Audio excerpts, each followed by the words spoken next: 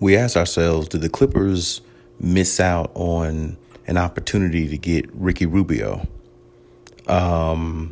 First off, I want to say this. I like Ricky Rubio. I like what he brings to the table. I like him as a point guard. He's a solid point guard. He's a smart point guard. And he's definitely one of those old school type point guards that mimic a player like a Chris Paul, or somebody like that, because he's not a high volume shooter, high volume scorer, but what he is a high IQ basketball player. And I've said before, the main player on the team, Kawhi Leonard, has said in a couple instances that he wants to play with high IQ players. And that's just, what it's all about. Because if you're playing with high IQ players, they play the game a certain way and they help bring the best out of you as a player, because they put you in positions to succeed and play at your best and play at your highest peak, which allows the team to have much success. So when I think of a player like Ricky Rubio, I think of a player who a lot of people look at and would say, is he a good enough piece to add to what the Clippers have to help them win a championship? And, if you ask me, I would say, I don't know if he can help them win a championship, but he damn sure wouldn't have hurt their chances of winning a championship, because there again, you have a guy coming in there who has talent, who loves to pass first, who is very unselfish, and he would be a good locker room guy. And this is what I'm saying. It doesn't matter always about the talent. It's about, are you a good locker room presence, a leader type, or a guy who comes in there who wants to be a part of the crew and plays to fit in with the crew and gel with the guys and be on the same page, so everybody could feel like a family. Everybody could feel like it's chemistry being built as the season goes on. And this is what Ricky Rubio, I thought, would have brought to the Clippers. So, if you ask me, they missed out on an opportunity to get Ricky Rubio. They missed out on an opportunity because you have a solid point guard who predominantly is not injury prone for the most part anyway. And he's very reliable in what he does. Like I said, his high IQ for basketball is you can't teach that. And that's what I'm saying. Like, would he have fit with them really well? Yes, he would have. But at the same time, they didn't make the trade, and now he's on his way to Cleveland. And you never know, he still might be on the move. You never know what can end up happening. But as of right now, I would say they missed out on a good piece, not a great piece, but a really good piece that can add to their team and make them a even more formidable team in the playoffs when the game slows down and you got a point guard who can get everybody in position where they're supposed to be. And my thing is, the only thing is this, I will say, maybe the Clippers are waiting for a better prospect. Maybe the Clippers have something else looming that we don't know. Maybe they're going after, like I said, Kyle Lowry or Derrick Rose, somebody of that caliber that we're not even, that we're not knowing about at this current time. I mean, there's been reports and rumors and stuff like that, but, of course, we don't know until it actually happens. So this is my thing. I definitely think that they do need to look at the point guard position, because I don't think Rondo is the key or the answer, or at least he wasn't this past season. He didn't perform to the level that the Clippers and the whole organization thought he would. He was in the doghouse with Tyronn Lue. And on top of that, I'm not sure how much Kawhi Leonard thinks of him as a player, and everything after, what happened in the playoffs and, just the overall Rondo. Is just not what they envisioned, I think. They envisioned getting the Rondo from the bubble, and they didn't get that. So now I think that, it's on to the next. You know what I'm saying? So this is what we do know. We know this. The Clippers do need to fill that void, and they need to fill it fast, because I think Patrick Beverley plays really good off the bench. And what we saw in the playoffs from Patrick Beverley, what he did on Devin Booker was sensational. And he can knock down a three if, needed, but definitely need more of a point guard in regards to controlling the offense and being able to see the floor from a different angle. And that's why I thought Ricky Rubio, when I saw the fact that they might actually have a chance to acquire Ricky Rubio, I thought that'd be a good pickup for them. Now, of course, like I said, there's still people out there. You still can get Kyle Lowry. You still can get possibly, Derrick Rose, maybe Lonzo Ball. His name was definitely in the works as well. But my thing is they have to do something because you definitely want to get better in other areas, and staying stagnant is not the best. But in this situation, I will say if they could add a point guard like one of those players I just named and keep the rest of the roster, like I said, they definitely can, compete for a championship, if Kawhi comes back and healthy, at the mid or end of next season.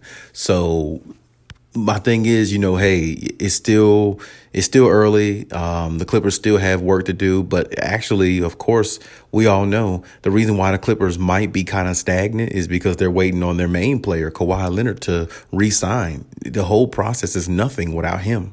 The whole process is trash without him.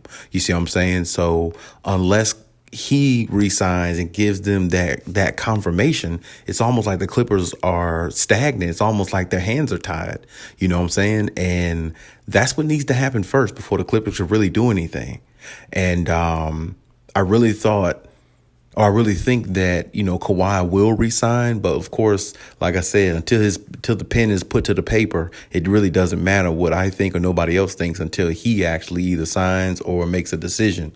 So really, I can kind of see why the Clippers are kind of, hesitant on making moves right now at the moment, even though it's still kind of early a little. But I can see why they're hesitant because they don't even know about their main player. And see, that's something that you need to already have wrapped up. And most teams do. They have their main players, wrapped up to a point where they're confident they're going to keep those players. But when your main player has entered free agency and you're hearing reports that he isn't in favor of the medical staff, and Kawhi Leonard is Kawhi Leonard in regards to how he thinks nobody can figure him out, it's really hard for the Clippers to really make any moves right now.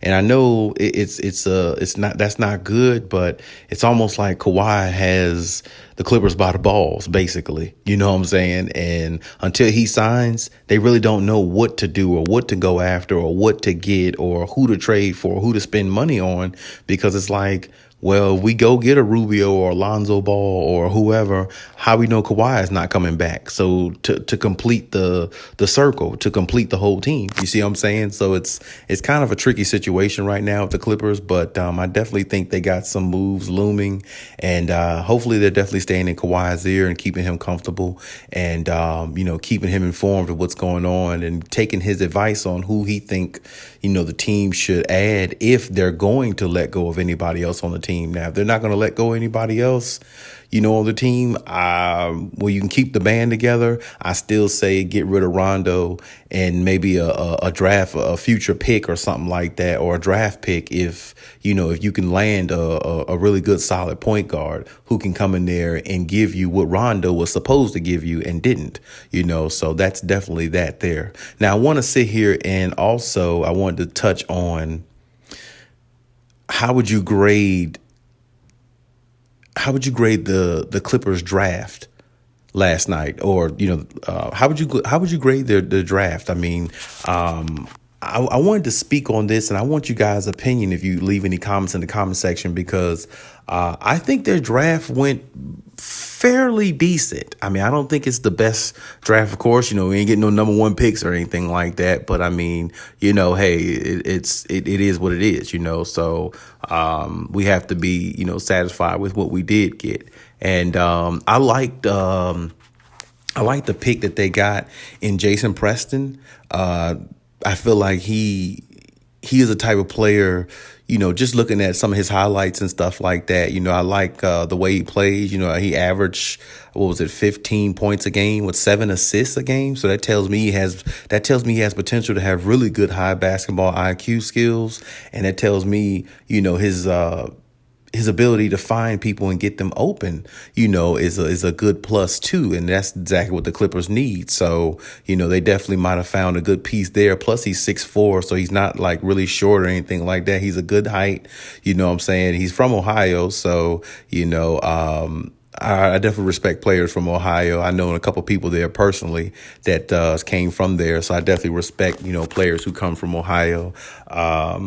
Just because of the history I've had there personally. But I like what they got in him. I think,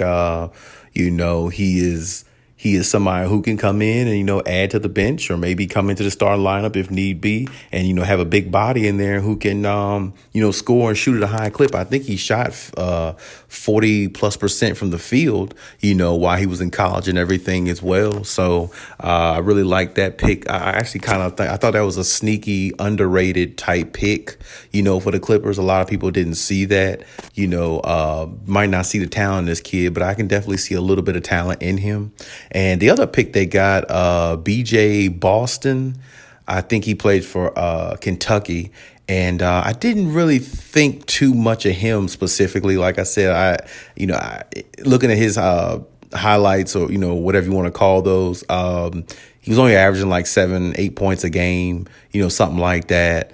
And, maybe like, I think he was averaging like 11 points a game. If I'm correct, you can quote me you can check me on that one. But, I think he was shooting like close to 40%, under 40%, I believe. I think he was averaging somewhere between I think like 11, 12 points and four rebounds a game. Wasn't really impressed by what I saw from him, but I mean, hey, you gotta look at it. You gotta take the good with the bad. You gotta take the bitter with the sweet when it comes with these things. When it comes to the draft, because there's times, of course, where a number 1 pick is a bust and a number 35 pick or a number 12, 13 pick or something like that is a diamond in the rough. So, you have to kind of look at that, optimistically. So I don't really, judge too hard on drafts because you just don't know what you're getting. You're just looking at a player's trajectory and you're trying to mentally figure out whether it can add to what you already have, or can this player come in and be a superstar if he's a high pick,